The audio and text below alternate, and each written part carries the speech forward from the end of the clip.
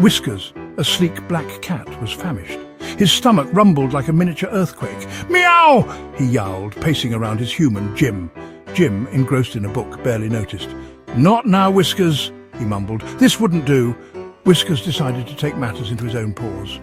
He hopped onto the kitchen counter, his nose twitching. What was that delicious smell? A savoury aroma wafted from a pot simmering on the stove. Whiskers, in a flash of inspiration, decided he would cook. Fish! A cat's favourite. Whiskers decided to start simple. He nudged open the refrigerator with his head. Success! A beautiful salmon fillet lay on a plate.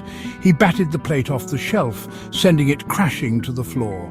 "Oops," he purred, unconcerned about the mess. He dragged the fish to his food bowl and began to eat. Raw fish? Not so tasty. Cooking was harder than it looked. Undeterred, Whiskers decided to try baking.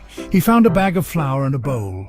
He added water, remembering to spill some for good measure. The mixture felt gooey and fun. He kneaded with gusto, sending flour puffs into the air. He sneezed, a white cloud erupting from his nose. The dough, now covered in cat hair, was left to rise. Rise it did, overflowing the bowl and engulfing his tail in a sticky embrace. Baking was a messy business. Jim finally emerged from his book, drawn by the chaos. He laughed, scooping up the flour-dusted cat.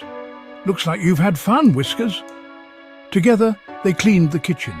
Jim, inspired by Whiskers' attempts, decided to teach him. He showed Whiskers how to crack an egg, carefully without getting shell everywhere. They made scrambled eggs, Jim cooking while Whiskers supervised. "See, Whiskers," Jim said, "cooking is easy."